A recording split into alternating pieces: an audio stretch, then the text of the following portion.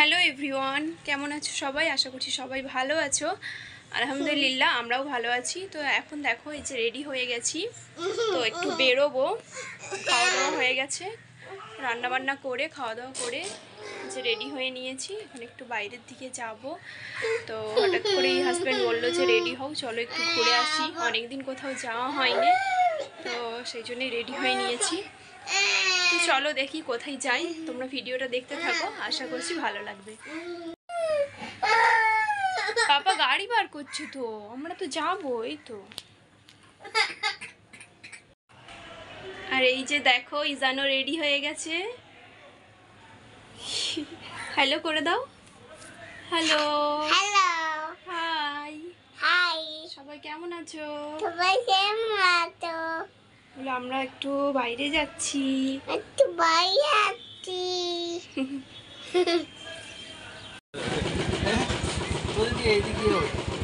উঠে যা, নিজের থেকেই উঠবে, দেখো।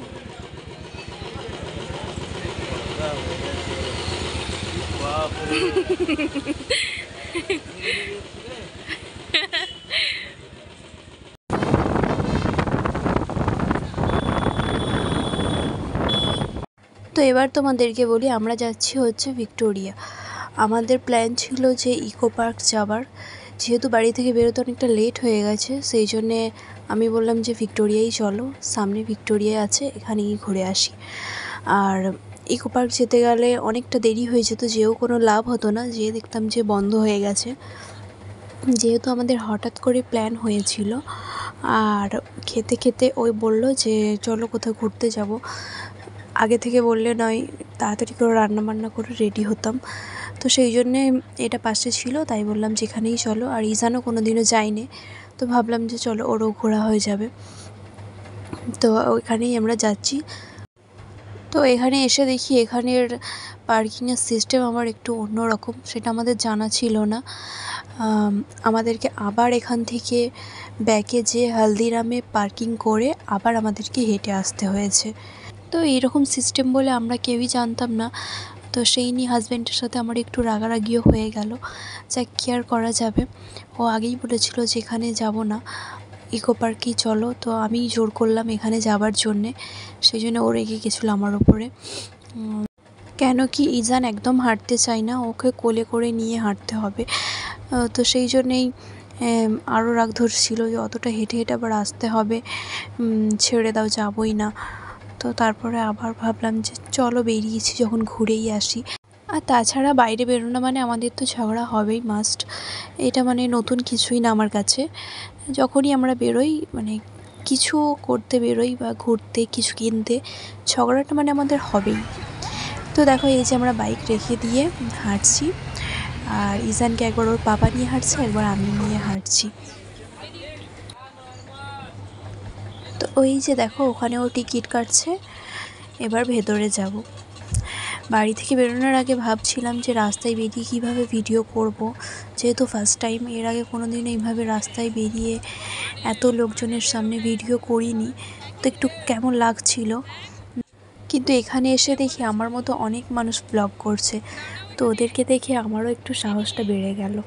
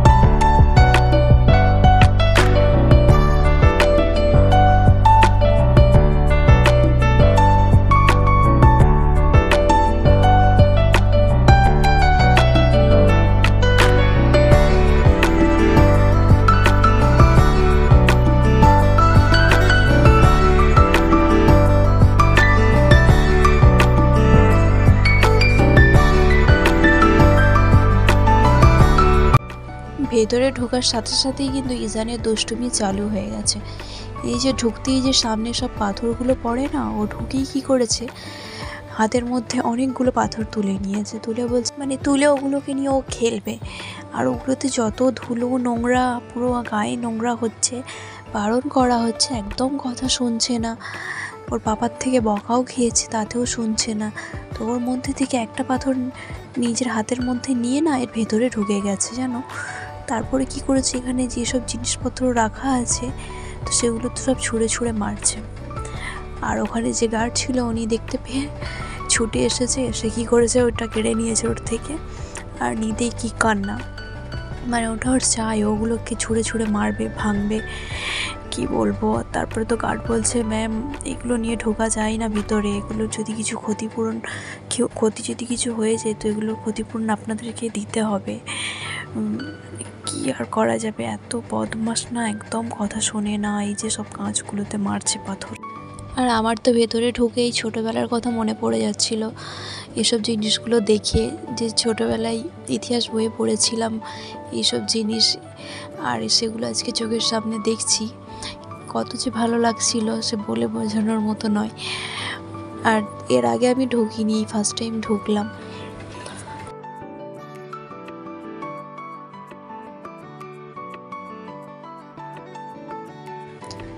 আর এই যে এখানে দেখো ওর বাবা বলছে যে ইজানের আর আমার ছবি নাও এখানটাতে একটা, কিন্তু আমার ছেলে তো ছবি নিবে কেন, ও তো বদমাশি করবে, তারপরে ভেতরে ঢুকবে, ওগুলোকে ধরবে, এসবই ওর মাথায় চলছে, ছবিই তুলছে না। সত্যি বলতে ছোট বাচ্চা নিয়ে কোথাও গেলে না সত্যি মায়েদেরই বেশি কষ্ট হয়ে যায়। ও বদমাশি করছে আর ওর পাপার থেকে আমাকে বকা খেতে হচ্ছে। যাদের ছোট বাচ্চা আছে না, মায়েরাই জানে যে কত প্রবলেম বাচ্চা নিয়ে বাইরে বেরোনো মানে। সেই জন্যই আমি কোথাও বেরোই না জানো তো, খুব কম বাইরে বেরোই।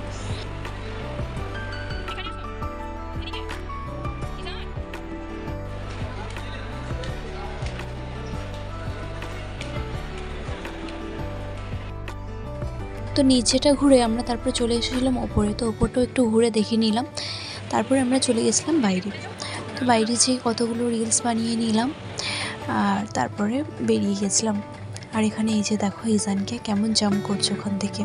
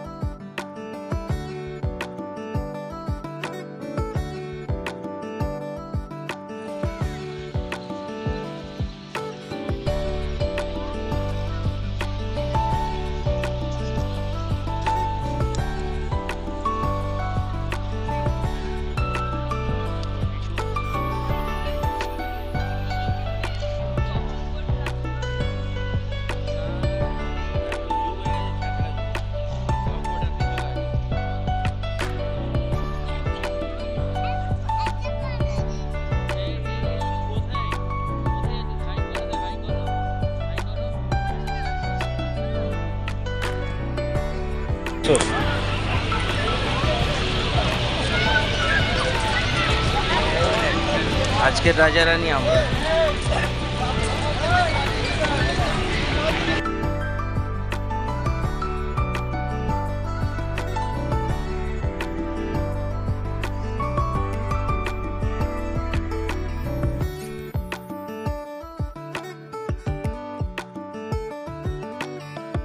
তো এই যে দেখো এখন আমরা বেরিয়ে পড়েছি, সন্ধে হয়ে গেছে। তো 6টা পর্যন্ত খোলা ছিল। তারপরে আমরা বেরিয়ে পড়লাম ওখান থেকে। বেরিয়ে এখানে একটা পাশেই মেলা হচ্ছে, তো সেখানেই যাব আবার ভাবলাম। তার আগে আমরা চলে গেছিলাম ফুচকা খেতে, ফুচকা খেয়ে তারপরে যাব হচ্ছে মেলায়। তো আমরা যখনই বেরোই এখানেই ফুচকা খাই এই কাকুর কাছে। কাকুর ফুচকাটা দারুণ টেস্ট, খুব ভালো বানায় কাকু। তো সেখানেই চলে আসছিলাম। তো এখানে খেয়ে তারপরে ঢুকবো মেলাতে।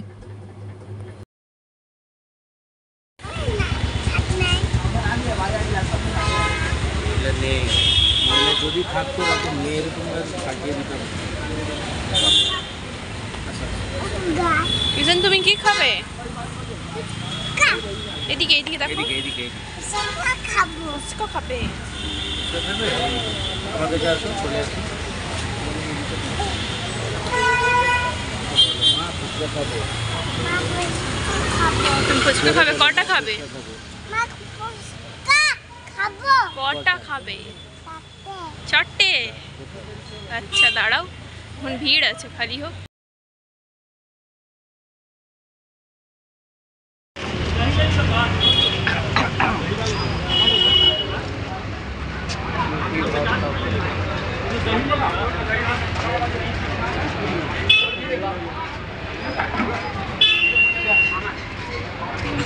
না না আমি না।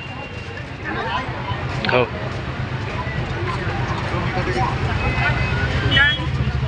বাবা কি চাই তোমার? হাত বাড়িয়ে দাঁড়িয়ে আছো কেন এমন করে? ইস ইস, খেয়ে নিয়েছিস ওটা?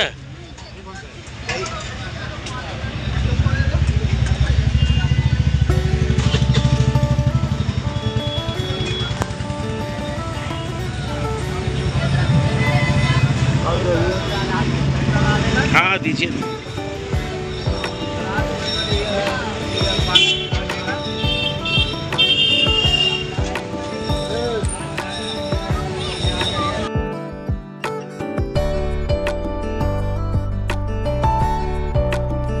তো এই যে দেখো মেলাতে ঢুকে পড়েছি আমরা, আর ইজানও যেন আমাদের সাথে 5টা ফুচকা খেয়েছে। তো ওকে খিদে লেগে গেছিলো, যেহেতু বিকেলে বেরিয়েছি আর অনেকটাই লেট হয়ে গেছে, তো ওকে খাওয়ার টাইম ওর হয়ে গেছিলো। তারপরে দেখো এখানে ক্যান্ডি ফ্লস কিনে দিয়েছে, ওর বাবা ওকে খাইয়ে দিচ্ছিল। তো মেলা সে বেশিক্ষণ থাকিনি, একটু ঘুরেই চলে গেছিলাম। আর এখান থেকে বাদাম ভাজা নিচ্ছিলাম, হাজব্যান্ডের বাদাম ভাজা খেতে খুব ভালো লাগে। তো এখান থেকে বাদাম ভাজা নিয়ে নিলাম, নিয়ে তারপরে পাশে একটা আচারের দোকান ছিল, তো ওখান থেকে আচার নিয়েছি, নিয়ে তারপরে আমরা কিছু খেয়ে বেরিয়ে গেছিলাম।